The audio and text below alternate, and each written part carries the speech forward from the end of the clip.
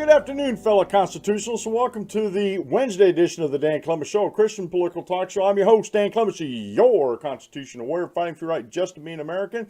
It is November 22nd, November 22nd, in the year of our Lord 2017. Remember, we're hyphen-free, PC-free zone. God is still in control and He loves you. And we do what we do here at the Dan Clemens Show, knowing the fear of the Lord, we persuade folks of the truth. I'm broadcasting live from the Hemlock Studios here in the beautiful, just a little bit chilly, central Susquehanna Valley in the great Keystone State, sitting before the great John Wayne desk. And folks, I'm going to talk about a subject that we've talked about before, and it's coming up again because of what's happening with the FCC and the ruling and net neutrality.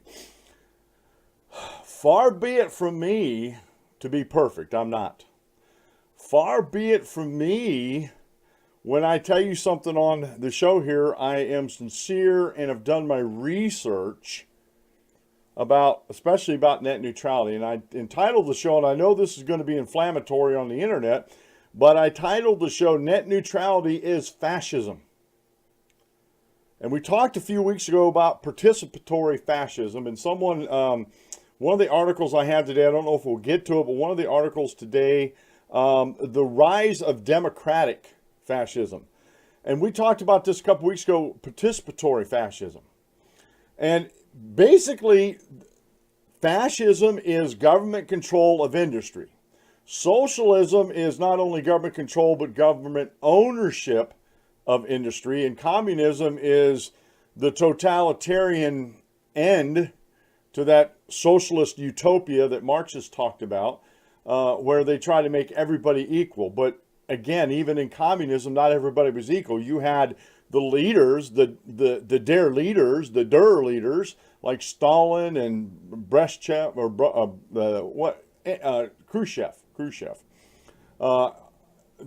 They were living in the lap of luxury. They didn't want like the rest of their people did in communism. And fascism is all a part of this anti-freedom, totalitarian, authoritarian ideology that for some reason we just can't get around. We cannot. I was watching the Philip DeFranco show. He puts out like a 10 to 15 minute video every day. And this morning, it started off with net neutrality. And every time I hear someone who is against taking away a net neutrality, they never talk about true free market capitalism. They never discuss what competition actually accomplishes. What they want to do is replace unknown competition or the unknown results of competition with known results of corporatism or government interference or capitalism or crony capitalism, not capitalism, but crony capitalism or fascism. The government control of industries. Now, if you don't know this, back in 2015, the Obama administration put forth rules to the FCC making the internet a class 2 utility, like the power companies. Like everybody has to have it. I mean, this is a life or death thing, which it's not. Let me put that to you right now. It is not. You can live without the internet. Matter of fact, you can probably live if you wanted to without electricity. It's a little bit harder to do, but you can do that. Okay? And if we look at what's happened under the utilities, making them into a class 2 utility, like the power company, water companies, some other gas companies, there's no innovation. There is no incentive for them to get things right. We're fighting, our borough is fighting with the gas company who laid a main down an old railroad bed, put a turbinous head down the lower street, and promised everybody, we signed a thing saying we would hook up to the gas if they brought it in. And when it all came down, they said they told the Public Utilities Commission here in PA there wasn't enough people in here to run the lines. It wouldn't be cost effective. So we're sitting here with a gas line and a turbinous head down there, and we can't use it because they're being protected by the state because they're a class 2 utility. They are a government-created monopoly. Same way with the power companies throughout the country. We have PP&L here. Now, the only thing PP&L has done is you can go and shop for electricity from different providers, but you still have to pay them to go over their transmission lines. There's no competition as far as transmission lines. They don't need to have. They're a government-created monopoly, so they don't have to give you the best service in the world. They don't have to trim their prices because competition is doing it better, forcing them to do it better. And it's the same way with a lot of these ISPs that people are crying about. They are already, this is the problem, they are already government-created monopolies. When back in 95, I took a year off from driving truck. This is a true story. I was working for a subcontractor for Service Electric Cablevision here in this area. They're rebuilding the system with fiber optics. Verizon is in this area where we were rebuilding the cable system, was the main telephone carrier. And they were putting a FiOS system up, but they were years behind the cable company. Verizon went to court and got an injunction against Service Electric to tell them that they couldn't turn on the fiber optics until they were ready to turn theirs on. And it's like, what? I was dumbfounded when I heard that, because we were swinging cables when all that came down. So what happened was the government decided and sided with Verizon that they weren't going to allow customers for Service Electric cable to get fiber optic cable on their TV or on their internet, especially their internet, because a competitor was lagging behind. So actually, I think it delayed it by like 2 years before Service Electric was allowed by law, because of a lawsuit from a competitor. That's called crony capitalism, folks. Slowed them down.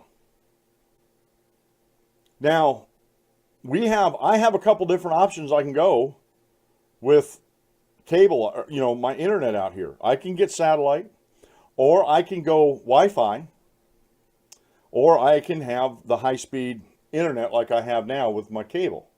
And it's at a fairly reasonable price. And I do pay extra for my bandwidth. And a lot of people on the internet, especially those with net neutrality, do not like the tiers. I've actually heard them say that they do not like the different bandwidth tiers that you can buy. And it's like, why should someone who is only using it for emails and an occasional web search, why do they need the bandwidth that I need?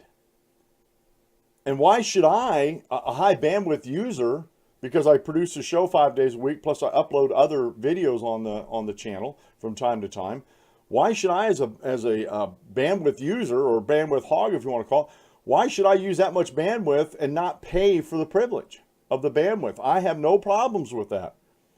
I am a free market capitalist at heart, and I have no problems with that. And the thing about it is, in order for my local ISP, which I did find out that Service Electric does have their own backbone. They're not only a local ISP, they cover the majority of the state outside of the big cities like Philadelphia and that. And they have their own backbone. They have their own access to the internet. And I found out there's a lot of other smaller, like Service Electric, throughout the country. I think, if I remember right, on the last show I did, there was like 115 that actually have access to the worldwide internet without what they call these big ISPs doing it. And so there is competition out there already.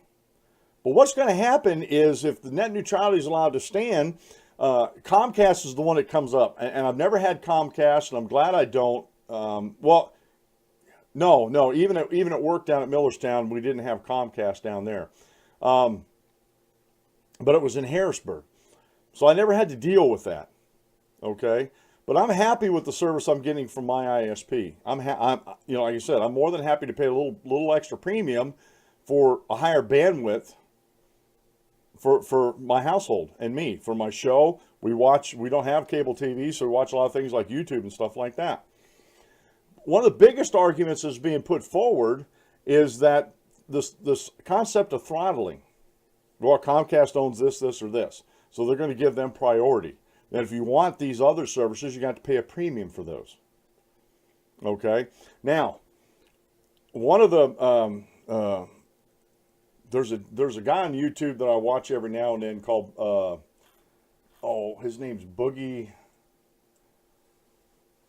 228 or something like. I'm not exactly sure, but anyway, he's a gamer and I follow him.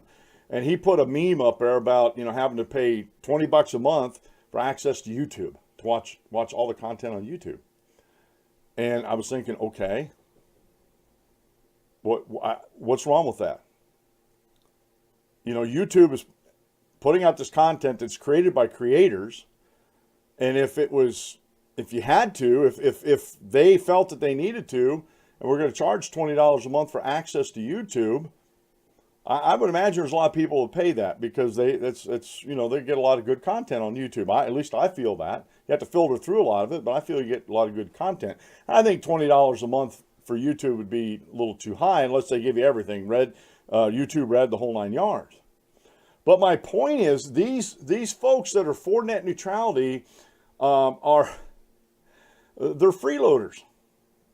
They are freeloaders. I hate to say that. I hate calling, you know, labeling people that. I'm not actually calling individuals names, but they are freeloading on the internet. They want this stuff for nothing. They want this stuff for nothing. So they're willing to give up a little bit of their freedom to allow the government to come in and control the internet through net neutrality so those things don't happen. You know, like me, I pay for a higher bandwidth. I think if it would come down to that, where, you know, there were some priorities there, because I pay a higher bandwidth, I should get a few extra services in with that, if that's the case. And that would be the case, and I'm okay with that. I'm okay with that, because I don't think I should be allowed to take somebody else's labor for nothing, or to use it, or to view somebody else's labor for nothing. Now, I'm perfectly happy to do this show. I'm not making any money on it, folks. Perfectly happy doing this show and uploading videos here to YouTube and VidMe and BitChute. I haven't got really into BitChute yet, but I'm trying to. Like I said, I'm looking for some help to help me get some of this stuff out in a more timely manner. But I load this with the idea of possibly in the future monetizing this. Whether I get paid from YouTube or not, at least they give me, or VidMe or BitChute, I have a platform that my videos can get out to the world, and then hopefully if enough eyes get on them, enough subscribers get on them, enough view time, and the view time is the biggest thing. If I get enough view time going on them, then I can show that to, you know, either I can get, you know, AdSense, which I'm not really sure about that because it's Google, and honestly, I'm real skeptical about what Google may or may not do with YouTube, but be able to show my analytics to prospective advertisers for my show and secure my own advertisers. And, you know, if I have to pay a little bit of a premium to keep my, you know, like let's say on YouTube, to keep my shows going on YouTube, that may be worth it. However, I don't think it's going to come to that because of a little thing called competition. Now, I know VidMe and BitChute are not as big as YouTube, but that doesn't mean that someday they might be as big. That doesn't mean that if YouTube really starts getting stupid with their analytics and putting people on restricted mode and stuff like that, that they may not have a lot of people flood over to like BitChute or VidMe and start bumping up that, is it Vimeo is another one. There's a few of them out there, but the ones I'm associated with are VidMe and BitChute besides YouTube. And they could become a serious competitor to YouTube. And if they're putting the same content out on, I'm just going to stick with VidMe. If VidMe is putting the same content out as YouTube, but they're not charging for it, where are people going to go for their content? Are they going to pay for YouTube, or are they going to come over here on VidMe and watch the videos over there? You know, and that's what's called competition. And I got a video I want to show you. It's called the end of net neutrality is the start of fascism. This guy has it totally is Tom Hartman, or Thom. It's Thom, and he pronounces it Tom. Tom Hartman. He has a radio show. It's about a 9-minute video I'm going to show you. I'm going to go a little bit over today because this is such an important subject. Never Never in that whole 9 minutes does he even approach the concept of competition. What does competition do to regulate the free market? I was listening to a local radio show this morning, On the Mark, on WKOK 1070 here in Sunbury, Pennsylvania. And they had, one of the guys on it was talking about how net neutrality is a good thing, that it actually keeps the free markets open. And folks, you cannot put free market with government control in the same sentence and make any sense of it. And one of his things he said on the Mark was that, free markets need government control. No, they don't.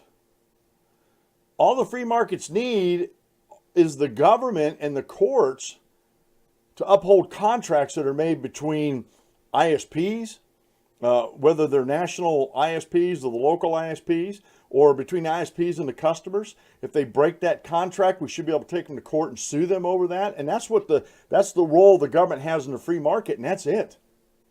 That's all it should be. And none of these folks, I was, not that I'm shocked with Philip DeFranco. I'm not sure where his politics are, because he's one of these guys that never really, you can't nail down, and in his videos, he never nails himself down, whether he is for freedom or not for freedom. Whether he's freedom or anti-freedom, you can't really nail him down, and he always gives it to his audience to weigh in. And again, he never picks sides on much. Sometimes some things he does, but when it comes to like net neutrality, even Philip DeFranco doesn't recognize the power of free markets, and he doesn't recognize he's gotten where he's gotten. He can get over 1 million views in a day on any of his videos that he puts on, his weekly videos that he puts out. He gets over 1 million views within 24 hours on that video. But he doesn't understand how the free market actually got him to where he is today. A lot of these YouTube shows, gaming shows, whatever, that have a huge following and have been on the internet for years before the 2015 net neutrality, they don't understand how the free markets got them there. They don't understand how the free markets actually created the internet we have today. Even though it started as a government internet type vehicle with DARPA and that, the government was just going to abandon it, and the free market picked up on the idea and ran away with it. They just totally took it and ran away with it. If it wasn't for the free markets, you wouldn't have Google. You wouldn't have YouTube. You wouldn't have Twitter. You wouldn't have Microsoft. You wouldn't have Apple. You wouldn't have any of the tech you have today, your smartphones, if it wasn't for the free market. If these people didn't go out and compete in the free markets. And I think, in my personal opinion, the more we deregulate and turn things over to the free markets, the better things are going to get out there, including healthcare. This came up on the Mark. Well, you can't have free market healthcare because what about the person that doesn't have healthcare? Well, in a free market system, there's answers to that. But people have been conditioned, almost brainwashed over the years, to think that government is the end-all be-all to regulation or whatever. And to me, that's a lazy man's way to look at things. That you don't want to do things for yourself. You don't want to take on the giants in tech, and you're perfectly willing to let governments create monopolies, whether it's federal, state, or local. A lot of these cable, like Comcast, they're monopolies because they have control of the local governments, actually. As far as money going in, and they got regulations set up where they're the only ones allowed to come in there. Now, you're going to see something here in the near future that's already started out west on test programs. Microsoft is actually broadcasting, get this, folks, they're broadcasting broadband internet access, fairly high bandwidth, over unused TV signals that are no longer being used today. And if it goes like, I've been reading some articles about it, if it goes like they think it's going to go, and the tests are actually proving out to be very, very encouraging, there is there's competition right there for something like Comcast. People they won't have to ask permission from the city.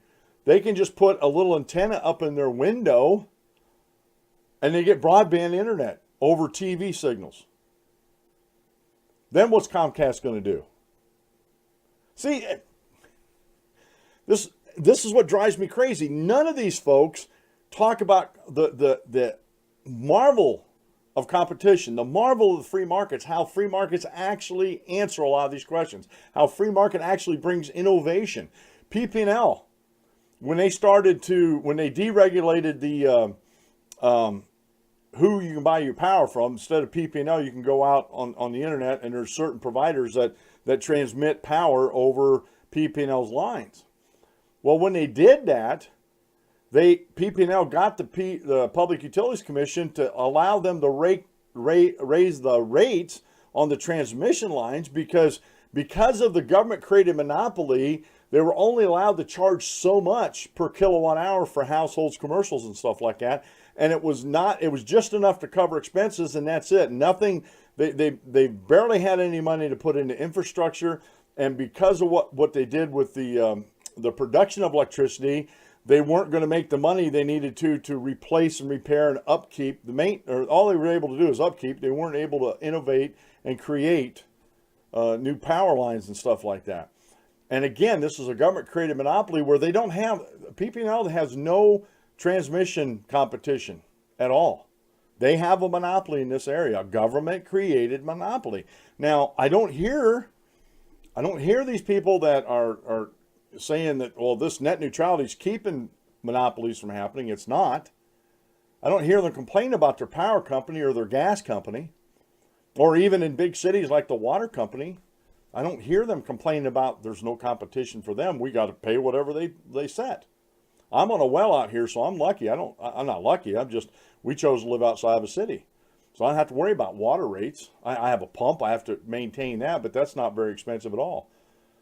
So again, people, and I was even on a Facebook thread talking about this, and this one guy, he had no clue. He thinks net neutrality is free markets. He thinks that capitalism is the problem. And I said, well, you just said net neutrality is free markets, and you like that. But capitalism, you say capitalism is bad. Capitalism and free markets are one and the same thing.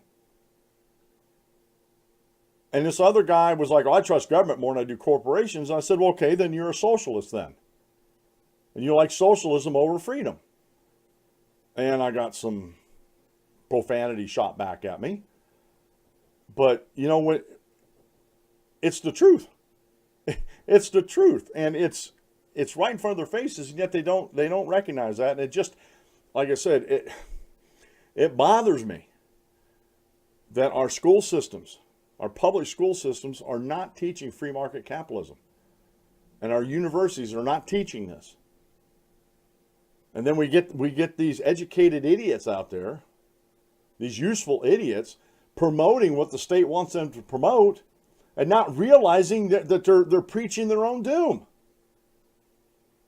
And they're promoting their own doom. And it just, to me, I don't know. I guess I'll never get it. Well, today's show is being brought to you by Bluehost. They're an affiliate marketing partner of mine. Matter of fact, that's where I have the Dan Clement Show Notes page, the danclementshow.com, hosted on a Bluehost site. They are a WordPress-ready site, folks, and they have free domains. If you don't have a domain, you can go over and sign up and get a domain through them. They have free site builders. They have one-click WordPress install, and they have a 24/7 support. And the latest thing I did to my site was, instead of just having it as like a blog page, I turned it into a podcast page, and I had to put a player on each page.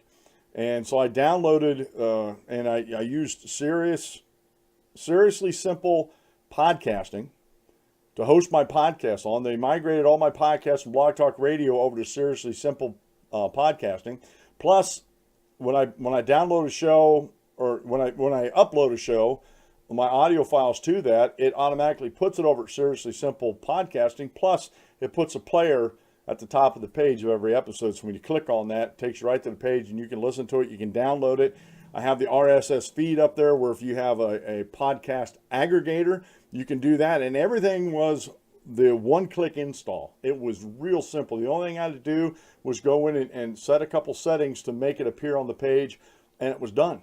And I've had no hassles with this at all since I started using this. So if you have a podcast or a blog, or you want a web presence of something for a group that you're part of, or your business or whatever, I encourage you to go look at Bluehost. Go to thedanclemenshow.com and click on the Bluehost widget at the top right-hand side of the page, and it'll take you through my affiliate link, and you'll get really good deals. You'll get really good help, and folks, they're just fantastic folks to deal with here. Today's daily Bible reading comes from 1 Corinthians chapter 15, verses 53 through 58. For this corruptible must put on incorruption, and this mortal must put on immortality. So when this corruptible has put on incorruption, and this mortal has put on immorality, they shall be brought to pass then shall be brought to pass the saying that is written, death is swallowed up in victory. O death, where is your sting? O Hades, where is your victory? The sting of death is sin, and the strength of sin is the law. But thanks be to God who gives us the victory through our Lord Jesus Christ. Therefore, my beloved brethren, be steadfast, immovable, always abounding in the work of the Lord, knowing that your labor is not in vain in the Lord. I just wanted to bring it out there. Oh, in verse 55, O death, where is your sting? O Hades, where is your victory? We have victory in Jesus Christ. If we just believe in him, follow what he says, follow what the scripture says, put him on in baptism for the remission of our sins so we can receive the gift of the Holy Spirit, and diligently work to understand his word and his will and share it with folks around us. Today's quote meal comes from Abraham Kuyper. When principles that run against your deepest convictions begin to win the day, then battle is your calling, and peace has become sin. You must, at the price of dearest peace, lay your convictions bare before friends and enemy with all the fire of your faith. Jude would tell us to contend earnestly for the faith once and for all delivered. And that's what Abraham is telling us to do.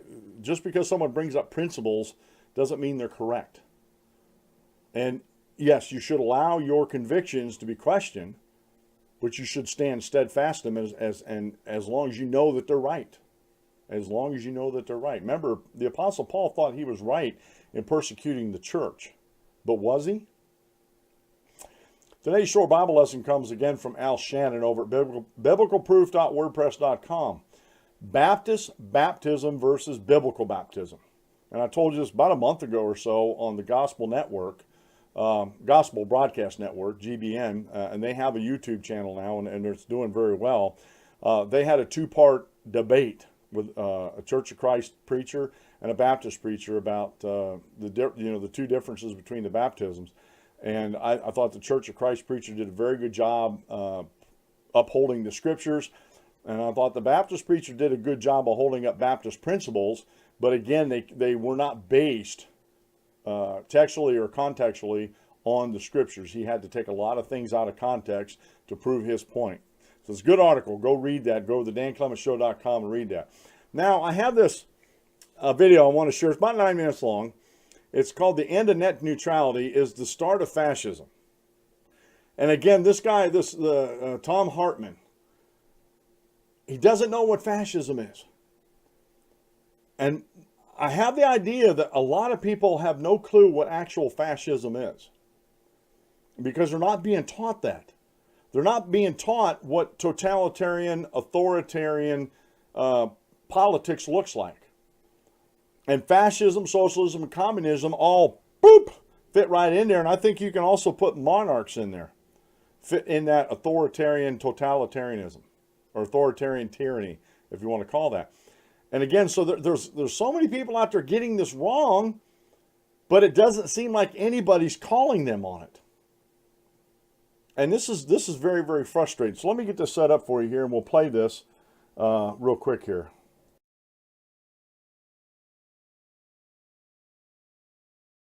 Neutrality issue, and this is a huge issue. Ajit Pai, the former Verizon lawyer, is now the head of the Federal Communications Commission. This is what happens when Trump puts people from industry in charge of regulating industry.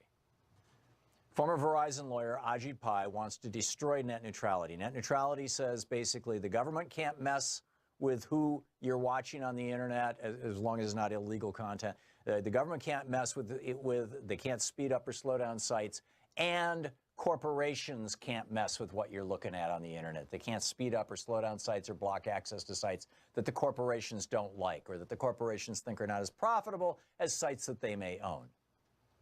And Ajit Pai is going to change it so that going forward, you know, say you've got Comcast cable. Well, Comcast owns NBC and MSNBC. So you might get MSNBC and NBC at a really, really high speed. Great programming. You know, hey, that looks marvelous on my big screen TV at home that I'm now cord cutting, you know, taking off the internet. But if I try to watch CNN or Fox News, it's hiccuping and it takes a long time to connect and the resolution is pixelated, and or I can't even find the site if I'm trying to go to a site called, you know, Comcast Sucks or .com or something like that. You know, I can't even find the site. What's going on? This is what Ajit Pai wants to set up. This is what the FCC, this is the direction they're trying to go. And somebody called in and said they already do that in Portugal. And I was like, what? I've never heard of this. So he gave me a link, and I checked out the link, and the link linked back to another story, an original story by Michael J. Coren at quartz.com. And this was titled, "Without Net Neutrality in Portugal, Mobile Internet is Bundled Like a Cable Package." And this is, we're damn close to this here in the United States. But in Portugal and in Spain, they're not doing this with internet per se. In other words, they haven't come to this point yet. But they do it with mobile services. And, you know, the mock-up, you know, what he was describing to me on the air was actually that mock-up of internet plans from 2014, which I was referring, you know, I said, you know, we used that graphic before where your basic telco is $29.95 a month. Then, oh, you want YouTube and Hulu and Netflix? That's an extra $10 a month. Oh, you want Google, Yahoo, Flickr, Blogger, Bing? That's an extra $5 a month. Oh, you want the BBC, the net neutrality issue. And this is a huge issue. Ajit Pai, the former Verizon.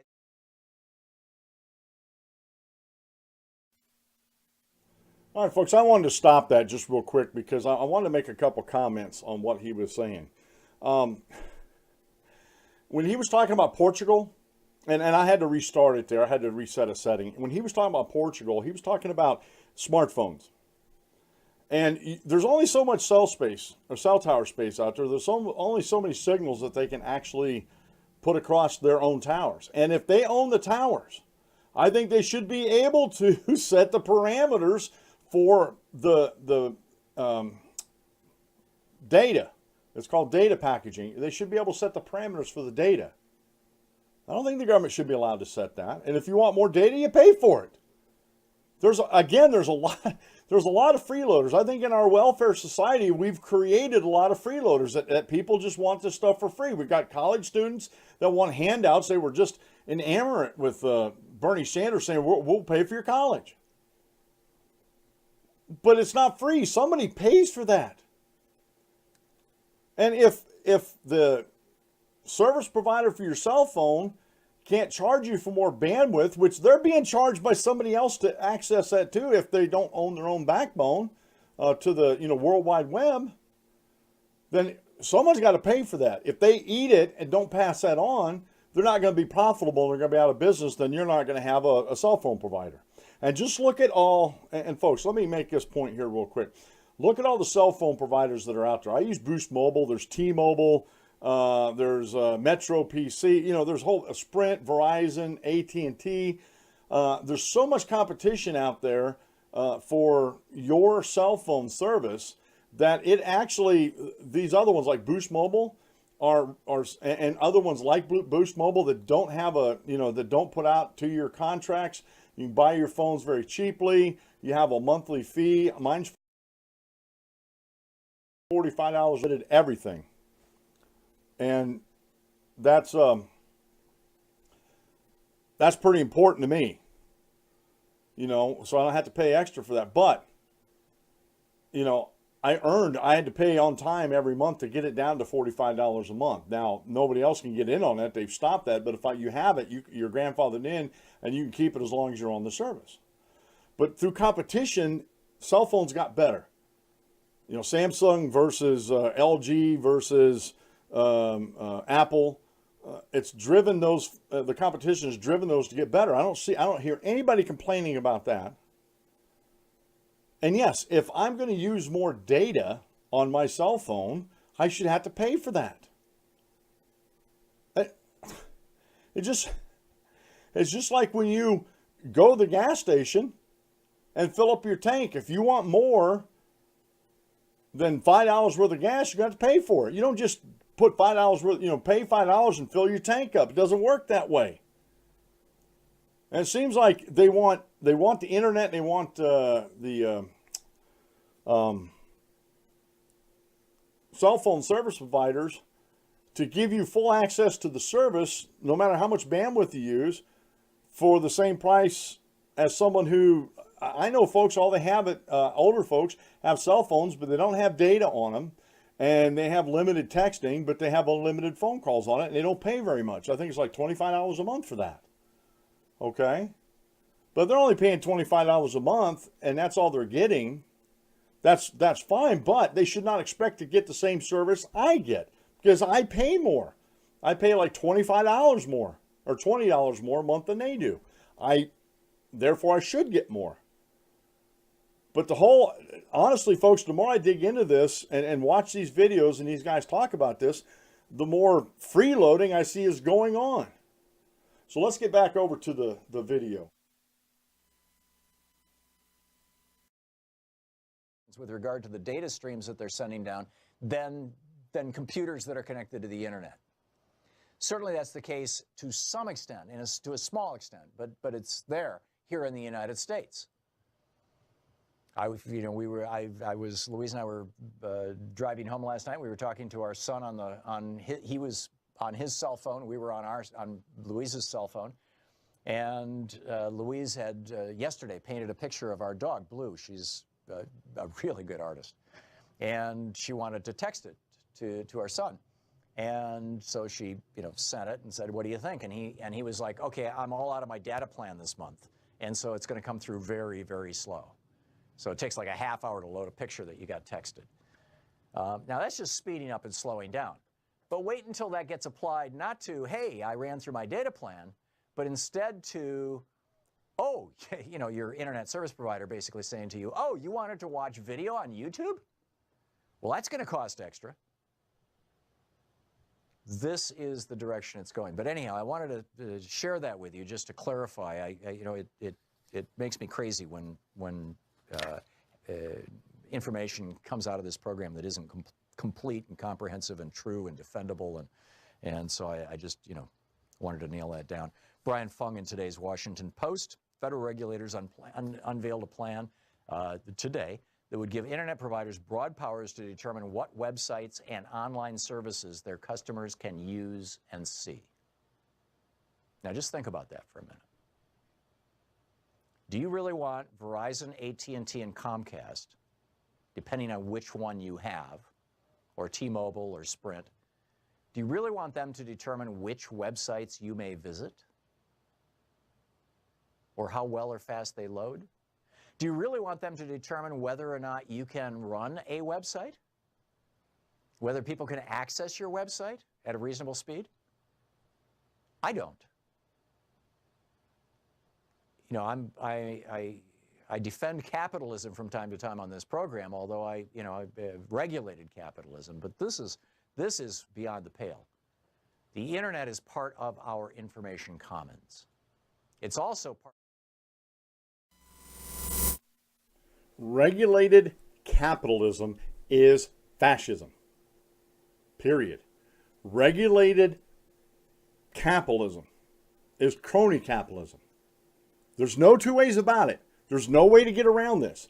This is exactly what he wants. This is exactly what these freeloaders really, really want out there. Profits by diminishing what we can do on the internet. I think this is just wrong. So Ajit Pai says, oh, all we're going to do is prevent the government from micromanaging the internet. His phrase, micromanaging the internet. That is complete BS. The government is not micromanaging the internet, never has micromanaged the internet, and that's what net neutrality is all about, is that there will be no micromanaging of the internet, not by government and not by corporations.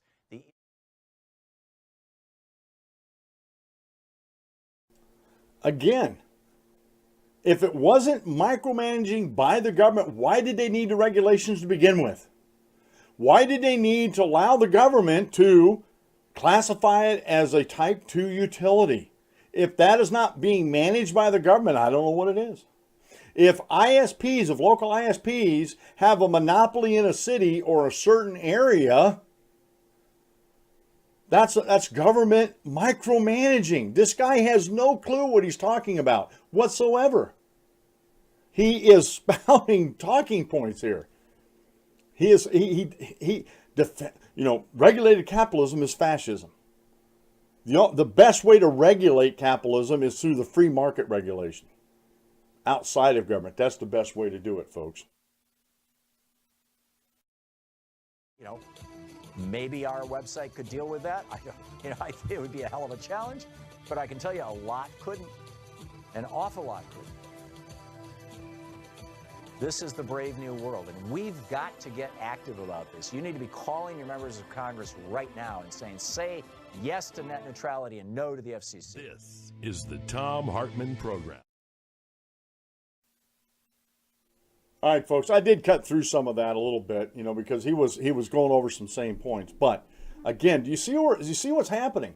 If you watch some of these videos in defense of net neutrality, but keep in mind, start thinking about free market capitalism that's outside of government regulations other than the court system enforcing contracts that are being made. Start thinking about freedom. And look at net neutrality. Please do this for me. Just do this thought experiment. Start looking at net neutrality as government micromanaging or fascism. And then look, and like I said, look at it from a freedom standpoint. What would happen if local governments did not give, like, we'll pick on Comcast, since that's the big boy that they're talking about. What would happen if local governments said, no, we're not going to give you exclusive monopoly for customers here in our city? You're going to have to compete. And if somebody else comes up, you're going to have to compete with them. We're not going to regulate things to give you the advantage over competition. That's called cronyism. And that's what's happened throughout the United States in all these big cities and actually some bigger towns. They've only allowed one service to come through. Now here in our area, now I live out in the country, so I am a little bit limited, although I think Verizon and the rest of these,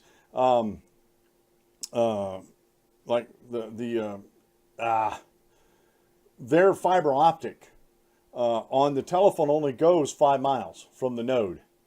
And we're exactly 6 miles from each node, one in Ellisburg and one in Sunbury.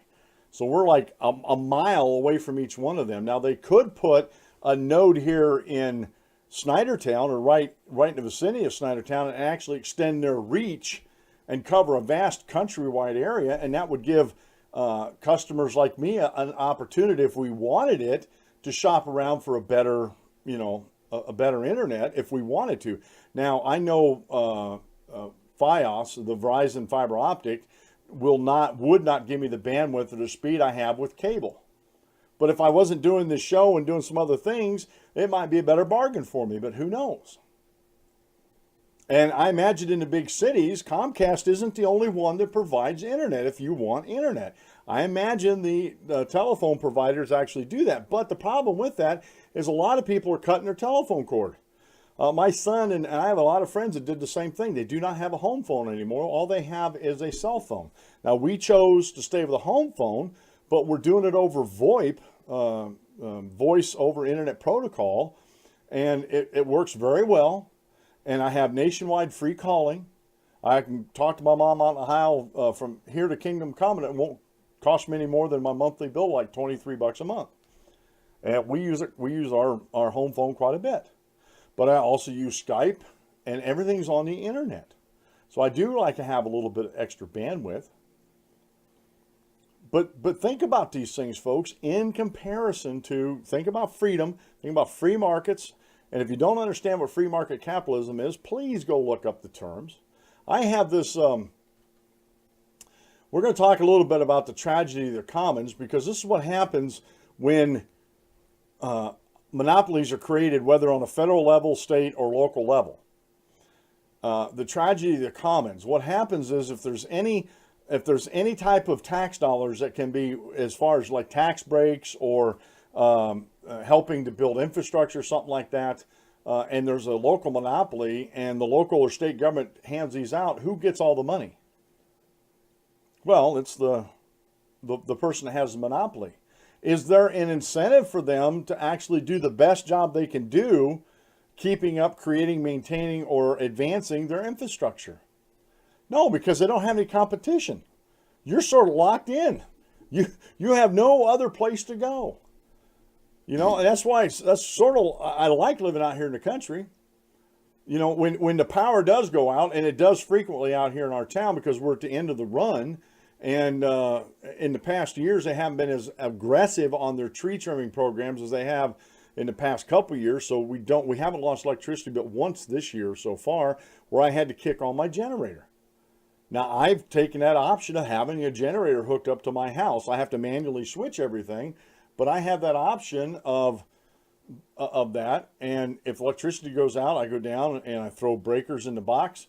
I kick on my electric generator and then go through another breaker to power the house. And I have electricity until they decide to come out and fix it or throw the breaker, whatever they have to do. So I have options out here, heating options. Been heating my house since 2004 with wood. And for a while, when I was driving my own log truck, I had my own, so I brought my own firewood home. And then I had my brother-in-law bring it to me. When he quit, then I shopped around for people to bring me loads in and found out it was just as cheap, because some people really charge more than my brother-in-law was charging me, to have a triaxle load of cut split firewood, oak, just delivered to the house. So I had options. I've always had options. I'm putting a propane condensing combi furnace in the basement. It's a combination, heats the house and the hot water. I'm getting it off a certain gas company. But you know what? There's about 4 or 5 different propane companies I could get it off of. And they're all fair. The one we're with now, or we're going with, is bigger. And so they get a better price on their propane and they pass that along to the customers. But if they didn't do that, and I shopped around and found somebody else that could do that, it's called competition, folks. It's no more complicated than that. It's called competition. And if with net neutrality, there is no such thing as competition. It doesn't happen because the government is regulating the whole thing. And these people, they got everything 180 degrees out. Well, net neutrality is free markets. I trust the government more than I do corporations. Where did we go wrong in this country on our education? And it seems on Facebook, I have to fight this all the time on Facebook. I have to correct these inconsistencies, even with libertarians. Now, one of my young friends that's a libertarian, he's still learning things. We're talking about, yesterday we're talking about the debt ceiling and cutting spending, and we need to cut spending before we have tax cuts. And I'm like, so you don't want me to have a tax cut? Even though they did do a spending bill, it didn't go as far as everybody wanted it to. It didn't increase the debt. It actually increased the debt less than under Obama, but it didn't go far enough. And I understand that. I even said it didn't go far enough, but they did what they did. We're not going to be working under continuing resolutions from here to kingdom come. And now they went on. They got that in place.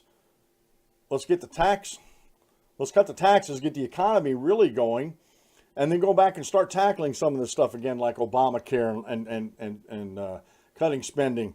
And again, this is flying totally under the radar, and I've yet to see the lamestream media pick up on this, other than One American News Network, and they're not part of the lamestream media. Is in Texas, they're building the first new refinery in 40 years down in Texas. That's deregulation, folks. That's taking away an unconstitutional executive order That was way back when. I have to find out how far back, who actually signed that. I think it might have been Jimmy Carter. I'm not sure. But it's been 40 years, mid 70s. I guess it could have been Jimmy Carter, mid to late 70s. But that's deregulation. That's totally under the radar. And guess what? That's going to happen. When they get that online, there's the first part of that they're going to bring online on the end of 2018. And then the second part the next year. And if we allow other oil companies to build refineries here in the United States, guess what's that going to do for us? That's going to drive the price of gasoline that we put in our tanks down. That's a savings to the consumer, folks. And that's something about deregulation that happens. When you deregulate something, it actually becomes cheaper for the consumers. Here in Pennsylvania, they're talking about adding a severance tax. I've voiced my opinion to our local our state representative a couple times, saying this doesn't make sense, and she's against it, luckily. I said, it doesn't make sense. You're charging this to the gas company. What a severance tax is they're going to charge so much. I don't know. I can't remember what metric they're using or measurement. They charge so much for the amount of natural gas they're bringing out of the ground. And, they're saying that's going to be an extra $11 billion a year to the coffers of the state. But what they don't understand, and this is what I tried to explain to our local representative, and she understood it because, she's like, I get that. I said, the company's just going to pass that on at a higher cost to the consumer. So who actually pays that in the end? It's an added tax on the people.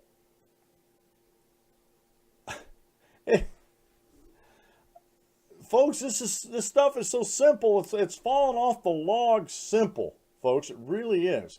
I have a couple other articles here. This one's a good one here by Jeff Clark. Net neutrality, curing crony capitalism with corporatism. That's like curing an alcoholic with alcohol, right? Same idea. Now, most of these articles I have on the show notes page, if I don't get to them all today, most of them come from back in 2015, just before this net neutrality went into effect.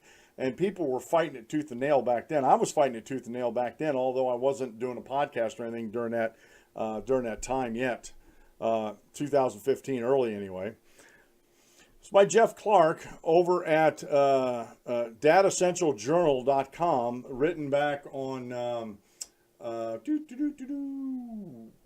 February 5th, 2015. In case the joke in the title wasn't clear, crony capitalism and corporatism are basically the same thing. Governments and corporations teaming up at the expense of consumers and citizens and competitors. Unfortunately, many proponents of net neutrality look at crony capitalism and leave off the crony part when talking about the economic conditions in the U.S. As a result, many say that capitalism, which might roughly be on par with free markets, and it is. It's not roughly, folks. It really is. An economy whose main distinctive is rejection of force initiated by one party against another, has been unable to stop major ISPs who have perhaps rightly earned the ire of consumers who perceive them as providers of lousy, overly expensive services. But in their more lucid moments, some of the same net neutrality proponents recognize that part of the problem has been government intervention. So why the expectation that more government intervention will solve the problem? Against net neutrality doesn't mean for ISPs. Joshua Stimelli, in an excellent dissenting piece at Forbes, said, despite being a tech-addicted entrepreneur, I am not in favor of net neutrality. No, I am not a paid shill for the cable industry. I am not a fan of Comcast or any other ISP I've ever had the pleasure of dealing with. I'm skeptical of large corporations generally and dislike the fact that in this debate I appear to be on their side. Having once lived in a rural location at the mercy of the CenturyLink, Comcast and Verizon Troika, I understand the frustration with ISPs. At that location, CenturyLink refused to provide DSL despite offering it to others just a stone's throw away, and Comcast refused to provide cable despite a nearby line that nevertheless continued many more miles out into the sticks. Verizon only offered mobile broadband and an acceptable alternative to dial-up in speed, but only at the cost of an arm and a leg and bandwidth overage charges, even assuming I didn't try to use Netflix or some other streaming service. But whatever the reason, such a lack of real competition cannot be laid at the feet of the so-called free market. So no such thing exists or has existed in recent years in the U.S., which is commonly termed a free market, is typically bastardized socialism and fascism that mixes subsidies, regulations, and taxations into a brew that is at best toxic to innovation and entrepreneurism. And this, I'm going to stop reading. This is what I'm running into on social media. Now, let me read this again. But whatever the reason, such a lack of real competition cannot be laid at the feet of the so-called free market. No such thing exists or has existed in recent years in the U.S. Now, let me stop the reading there. In the micro, it has. In certain areas, like with me, my firewood. You know, there's competition. I can get my firewood. It's not regulated or anything like that, who I buy my firewood off of. And the same way with propane. You know, I can go to the different providers for that. And they're within a few pennies of each other. They're not that much different. And I don't believe it's collusion, but there are some examples of free market. The internet itself, not the access to it, but the internet itself is a perfect example of free market capitalism. But the fascist, socialist, communists that are on the internet do not want to recognize this. Now, this is the important part I want you to see here. What is commonly termed a free market, and this is what I'm running into on social media nowadays, is typically bastardized socialism and fascism that mixes subsidies, regulations, and taxations in a brew that is at best toxic to innovation and entrepreneurism. That's where I wanted to leave the reading off. It goes on further than that. But I just wanted to point that out to you. That what they're being told is free market, just like that guy said that net neutrality is free market. It is anything but. Net neutrality actually has to have the force of law, actually has to have government behind it to make it work, to not allow the ISPs to compete against each other and to charge. If you're only using a little bandwidth, do you want to pay what I pay for my big bandwidth? No. I know you don't. And me being a capitalist free market guy, yes, I want to pay as little as possible for that bandwidth, but I also know that I am using that bandwidth up, and that takes resources. And those resources aren't free. And if they have to charge me a little bit more for that, so be it.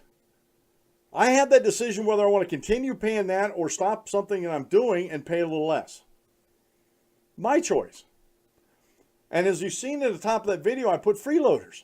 There are too many freeloaders in our society. There's too many people who want that free ride, that don't want to pay any extra for anything.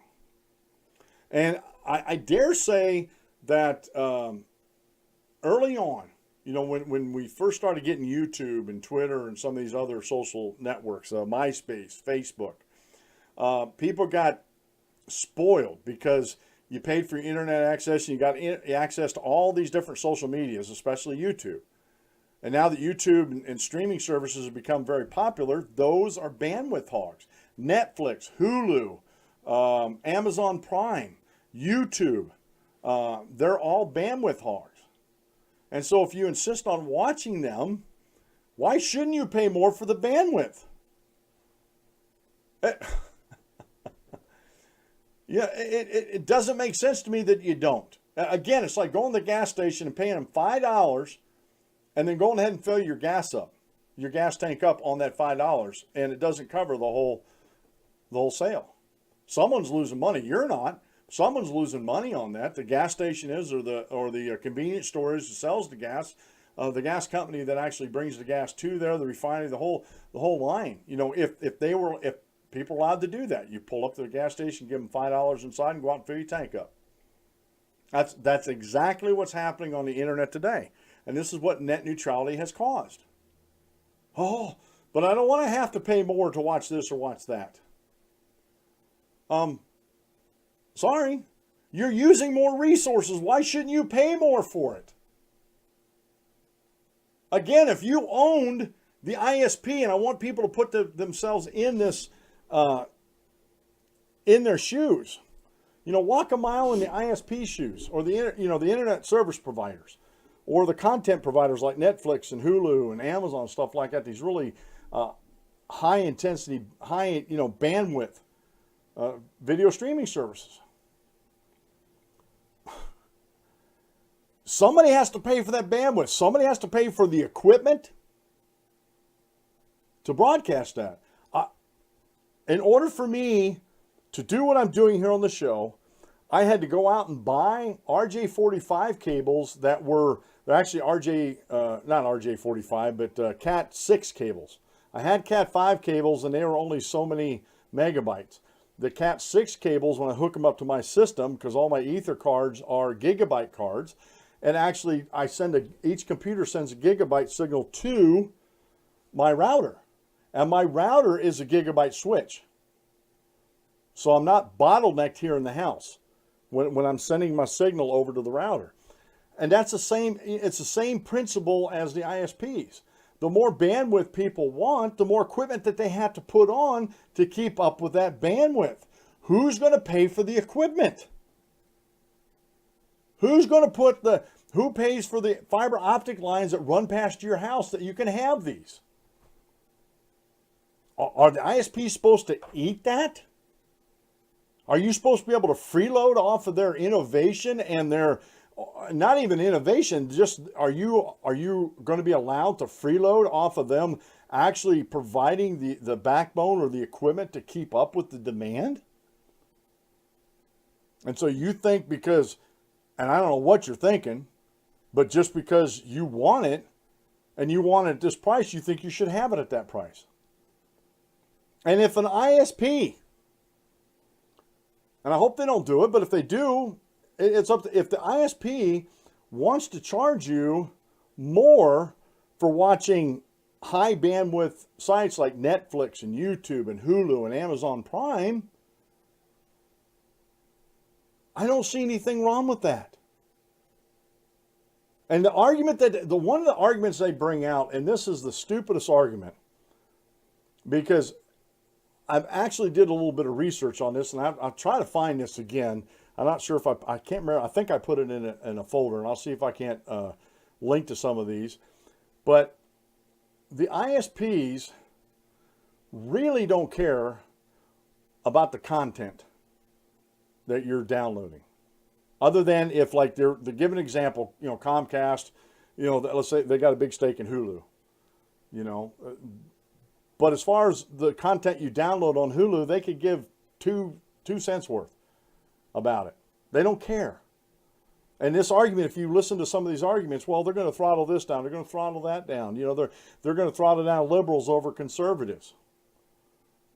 They may or they may not, but you know what? Do you know how much it's going to cost them to do that?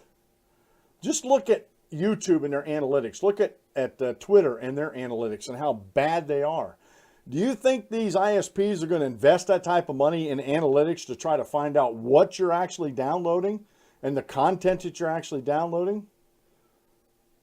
Now, they may in the future, but I don't think they're going to do that now because it's going to cost them too much and it's not going to be reliable, and they are going to start losing customers, and this would give rise to more competition. So this argument about, they're going to throttle your content, or if you're conservative, it's going to cost you more to get on there to do something on YouTube than something else. And again, there are alternatives to YouTube now.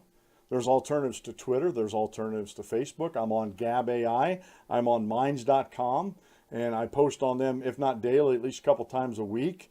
Eventually, it's going to, it'll get to the point where I'm posting on all these sites because Twitter's doing some stupid stuff again, and eventually Twitter's going to get so bad that these other sites like Minds.com or Gab AI are going to sweep them off sweep them out of competition. Gab AI has already forced Twitter to go to 120 characters or 210 characters. Twitter would have never done that unless there was competition out there. Twitter's been losing a lot of folks to Gab and Minds, but mainly a lot of folks to Gab. And now Minds works. It's almost like a hybrid Twitter Facebook to me. Maybe I'm reading it wrong, but my point is there is competition out there for that already. Some of the other ones I'm not going to get into today. Net neutrality, never forget it was Democrats who brought U.S. into fascism, communism, and totalitarianism. This is by the madjewess.net, and this was posted March 2nd, 2015. And this is something, if you go back through history, in the early 1900s when the progressives, Woodrow Wilson, and it even started before him with Teddy Roosevelt. Teddy Roosevelt was a progressive. They were starting to take over the government. Progressivism was starting to assert itself in government and in the country.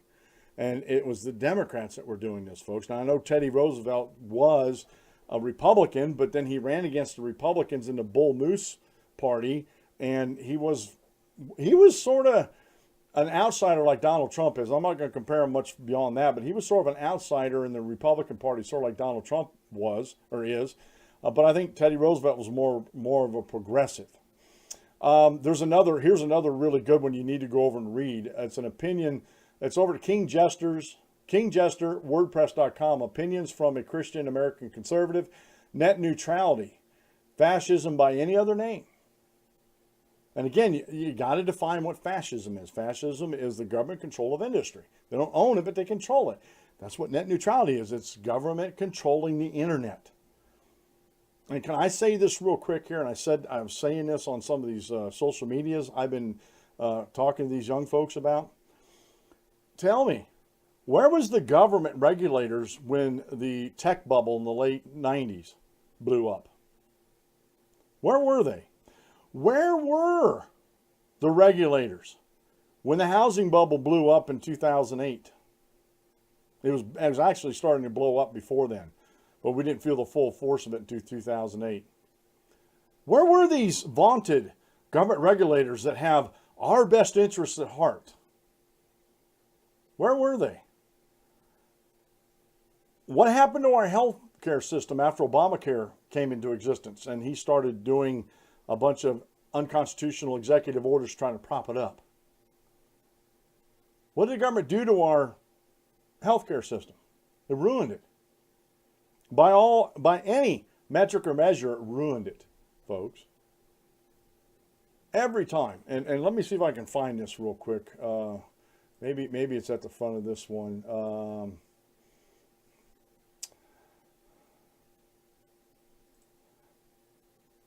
Net neutrality, fascism by any other name.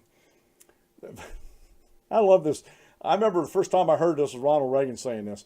The 9 most terrifying words in the English language are, I'm from the government and I'm here to help. United States President Ronald Wilson Reagan said that, okay?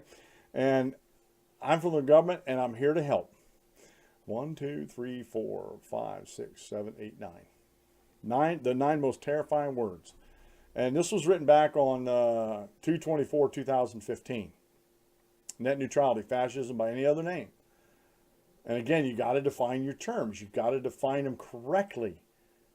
Fascism is government control of industries, and that's exactly what net neutrality is. Now, why? There's another good. I'm going to just give you these articles, and I'm over a little bit now, but I'm just going to run down through some of these.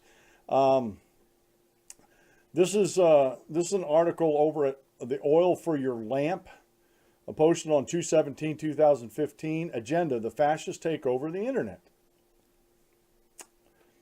Absolutely, the fascists take over the internet. And some of these examples that these folks give, that it took care of this, AT&T was doing this, Verizon was doing this. And all these examples, if you look at the dates on them, happened before net neutrality came in. And guess what? The industry took care of them. At the time before net neutrality, the internet was operating in a free market style. And guess what? The internet, the community, the competitors took care of things. I don't know what they're complaining about. I really don't. I'm coming to the realization that there's these people out there that are just so afraid of the free market because they don't understand it. And they don't understand how the free market brought them everything that they use. From my computers, I built this computer that's down below my legs. I have 2 Dells running Intel i5 processors in them. Government regulations would have never got us this stuff. I got 4 monitors on my desk, folks, to produce this show. And government could have never built these monitors. It was free markets that did this, folks. There's another really good one here I was reading over. It's by John Bergeron, March 27, 2015, over at returnofkings.com. Why modern leftists are fascist. Return of the King. The Rise of Democratic Fascism by John Pilger over at consortiumnews.com. Now this goes along with, this was written back in March 2nd, 2015, and this goes along with what I talked about a couple weeks ago about participatory fascism or democratic fascism. It's a very good article that he goes over and explains and talks about that also. Now there's another concept here.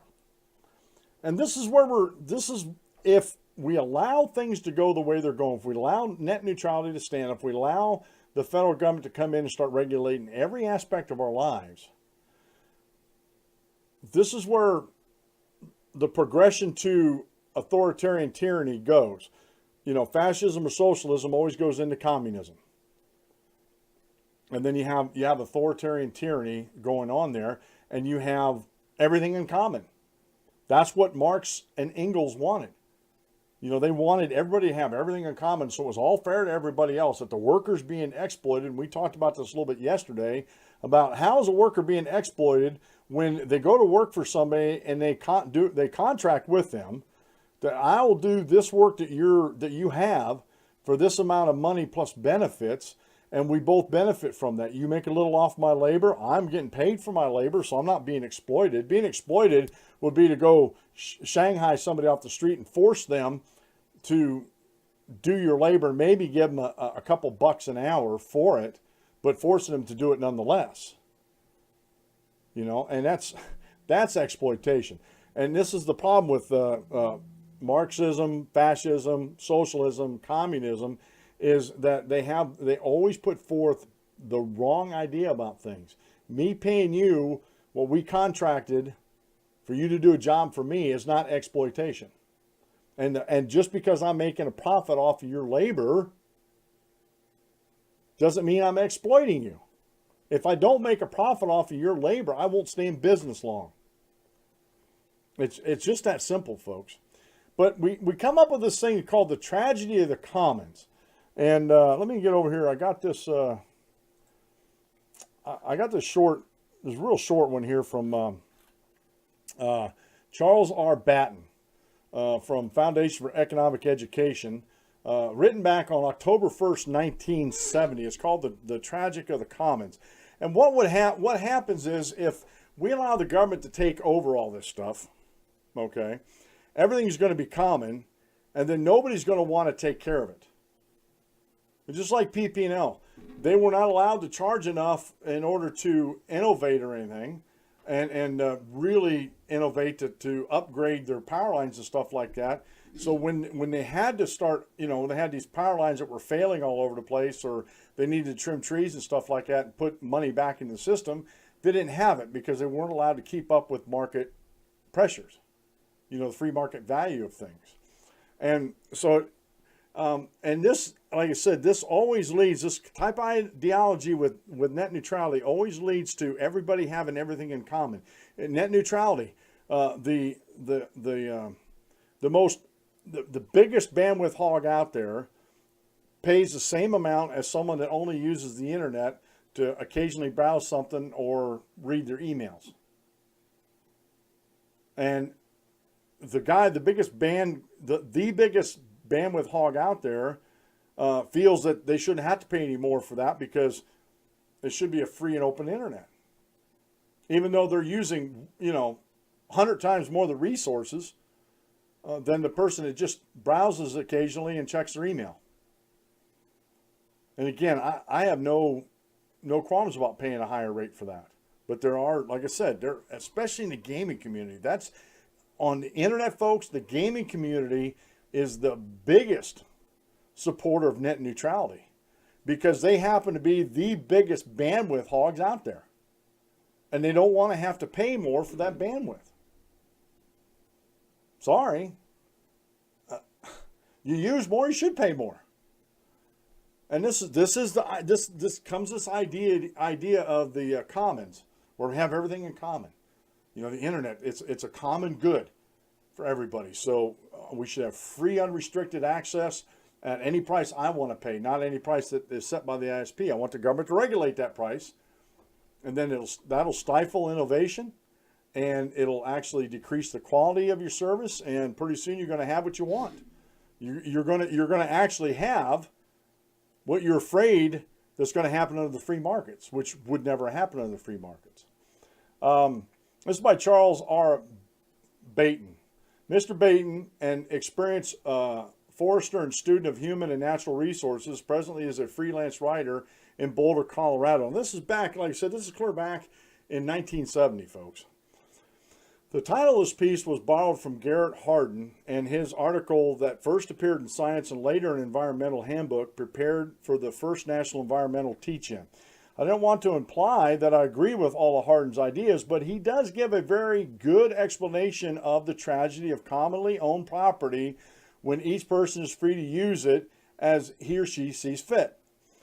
He used an example, the common pasture, where he explained by Hardin, each herdsman's asked, what is the utility to me of adding one more animal to the herd? This utility has two aspects. The positive one, which increases income to the herdsman from the sale of the additional animal, and the negative aspect of increased overgrazing created by one more animal. Since the positive incentive goes entirely to the herdsman and the negative effect is spread among all the herdsmen who use the pasture, it is obviously to the individual herdsman's advantage to increase the size of his herd regardless of its effects on the pasture. This same conclusion is reached by every herdsman that shares the common pasture. And Hardin explains each man is locked into a system that compels him to increase his herd without limit. In another world that is limited, ruin is the destination towards which all men rush, each pursuing his own best interests in a society that believes in the freedom of the commons. Freedom in a common brings ruin to all. Now let me stop reading there. Think about what's happening with net neutrality. These freeloaders out there, these bandwidth hogs out there, don't want to pay any more than anybody else for their bandwidth usage. But they don't want the ISPs to be able to charge them more for that. And see, so the internet, in their idea under net neutrality, the internet has become a common. So what do these bandwidth hogs do? They gobble up as much bandwidth as they can get. These one of the biggest, even above gaming, one of the biggest bandwidth hogs out there is mining for cryptocurrencies. And yet a lot of these folks, they pay one price for the bandwidth that they have and not a premium for the bandwidth they use. And so the internet has become a common good. Okay, so just think of the internet like this pasture. With today's increasing concern over national resources, I meant to say natural, not national. Natural resources, our environment ecologists are fond of pointing at present-day deserts in the Middle East, Spain, and other parts of the world that were once productive lands, but were turned by man into non-productive barrens. But if we were to study the history of these areas in detail, we would find that they are examples of the tragedy of the commons, where each herdsman tried to reap the most possible benefit from himself from common pastures, without regard to the negative aspects of overuse of the land. We witnessed the same phenomenon in our own West when stockmen appropriated vast areas of publicly owned land for their own use. As long as each stockman had control of his own range, it was generally well managed within its grazing capacity. But when the range became overcrowded and the federal government yielded to demands to open the public ranges for indiscriminate uses, serious overgrazing happened to the detriment not only of the lands, but also those who use them. On the other hand, some of the most productive lands of the world have been privately owned and managed for centuries for the benefit of the owner. It is not possible to get optimum use out of commonly owned lands, no matter how well regulated they may be by some land agency or authority. Each interest seeks to gain the most possible from the land. The grazer is not interested in the timber resources. The timberman is not interested in the minerals that may lie beneath the soil. The miner is interested in neither the grass nor the trees. But if the land is owned by an individual, whether he is a rancher, a timberman, or a miner, all the cost and all the benefits accrue to him or her. So he or she seeks to make the best possible use of the property. The rational owner realizes that in the long run, the practices that are best for the land are best for him or her. The timberman owner sees the grass and makes it available for livestock or wildlife while making sure that the land will be kept productive for future crops of both timber and grass. Even the miner, who may seemingly destroy the land through strip mining, recognizes that his own best interests require the reclamation of that land for timber, grazing, recreation, and other uses that will satisfy human wants. So the real tragedy of the commons is that we have failed to learn from our past experiences. We have failed to learn that land and resources in private ownership will not be destroyed, but will be preserved simply because it is in the owner's best interest to preserve them. Folks, and this is what's happening with the internet. If the government takes over, it's going to be a common good for society. What incentive does the ISPs have to innovate or to compete or anything else? And before long, the internet's become, under government control, the internet will become a wasteland. It will be fit for use for nobody at all. Matter of fact, there's already work underway of creating a new type of internet away from what we're doing now that may compete with the internet we have now. Who knows? We don't know. But what I do know is if freeloaders out there are allowed to get things for little to nothing compared to what their usage is on the internet, and expect the ISPs to pick up the slack on that, where they don't have to pay a premium to have this bundle or this service, or we call it a la carte, then that's exactly where we're heading. And like I said, I use a higher bandwidth on this show, and I need a higher bandwidth to do this, and I'm willing to pay that premium for that. There's a lot of people out there that, when they find out what I'm doing, paying this premium, I know I used to work for our ISP, Service Electric Cablevision. You know, they have TV and internet. And I know what it costs to maintain this stuff. And I know what it costs to, you know, put up fiber optic on the poles and everything and rebuild the system from the transmitter on the line down to the house, you know, that transforms it from fiber optic into cable into your house. You know, I know how much I was paid an hour. It was a good amount an hour back in 1995 for helping rebuild some of these systems as a subcontractor. Stuff isn't cheap. Stuff doesn't come free. Innovation is not cheap or free. That's why the Apple 10. That's why it's costing $1,000, because that wasn't cheap or free to develop that. Now, I wouldn't pay that much for it, but there's a lot of people out there willing to pay that much for it, and that's fine. Apple has a market for people like that. Samsung has a market for people to pay $800-900 for a smartphone. More power to them. If they want to pay that, that's up to them. But eventually those prices will drop. And you know what? What is stopping Apple, or what is stopping Samsung from charging $2,000 for their prospective cell phones? It's called competition. They know, Samsung knows if they have too much price tag on theirs, that people will migrate over to Apple in the same way with Apple. If they don't keep theirs within a certain price range of Samsung, they're going to lose customers to Samsung. It's just that simple, folks. And right now with net neutrality, I don't know of any new ISPs that are starting up. I do know some of innovations, like I said, with Microsoft, with using television bandwidth to supply internet access. And Lord only knows what's going to go on in the future, folks. We don't know. We don't know what new innovations are going to come around the corner, but I do know this. If the government is allowed, when we're talking about the internet, if the government is allowed to regulate the internet, those innovations are going to come very slowly, if at all, because there's going to be no reason to innovate, because the ISPs are not able to charge the money that they need to supply the bandwidth to people that are acting like they want something for free, like these gamers out here and some of these other folks that are for net neutrality. It boggles my mind that our education system is such that these people do not understand what the difference is between free market capitalism, crony capitalism, fascism, socialism, and communism. And they're real simple concepts to understand, folks. They really, really are. And this tragedy of the commons, real quick here, I know this, I'm getting long here. This segues good, really good into my, Thanksgiving. My wishing everybody a happy Thanksgiving tomorrow. Please don't eat too much. If you're drinking during your Thanksgiving meal, please do not drive. But on the first Thanksgiving, there's a lot of myths that are being told about that. And the biggest myth about that was the sharing of the food with the Indians. If it wasn't for the Indians, they would have starved out that first year or so, because everybody had everything in common. There was no incentive for anybody to do any more work than they had to. Matter of fact, there were some freeloaders there that did very little work, but still shared in the prosperity of the other people that did work.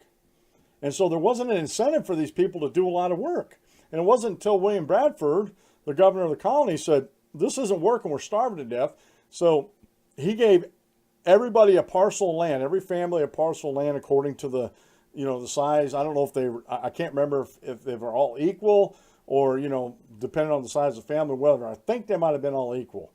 But they gave them a parcel of land and said, look, this is yours to farm, this is yours to own. You do with it what you want. You sell the crops off of it, you put them back for the winter, whatever. And that end of that harvest season, people were talking about they had bumper crops. They were able to sell their excess for other things or trade them for other things. And they were very, very prosperous. And the freeloaders that didn't want to work and they didn't get out there and work, guess what? They didn't have much to eat because they didn't have any money to barter with. They didn't have anything to trade with. So they either got off their lazy backsides and started doing some work, or they starved or went somewhere else. And that's one of the first examples on the continent of free market capitalism. Instead of having everything in common, which almost destroyed the Plymouth colony, Massachusetts colony, William Bradford, I'm going to give everybody a parcel, and they work it and they prosper off that as best they can. And people were happy. People had plenty of food for themselves. It's amazing if you go back and look at the true story of Thanksgiving. So again, I want to sort of end the show on this note here about Thanksgiving. That hopefully you're thankful for what God's blessed you with. Hopefully you're thankful for your friends and family and the get-togethers you're going to have tomorrow. And my prayer for you is to have a very good day tomorrow and look back and thank God for all your blessings that you actually do have. If you like the show, folks, please go to my Patreon page under the Dan Clement Show, and you'll see the links up at in the show notes page and also over at the YouTube channel. For my Patreon, you can give me a direct donations through PayPal. If you like this show, give me a thumbs up. If you don't like it, give me a thumbs down. Leave some comments. Let me know where I got it right, where I got it wrong, and we'll discuss things. And please subscribe to the show, hit the notifications, so whenever I upload a new show, you'll know that it's there. This has been the Dan Clement Show. I'm your host, Dan Clement, your constitutional warrior. Remember, if you aim at nothing, you hit it every time. Have a great rest of the day. God bless today. God bless tomorrow. We'll see you for Free for All Friday at noon. And I will be doing a show on Friday, but not tomorrow. Have a blessed Thanksgiving, and we'll see you later.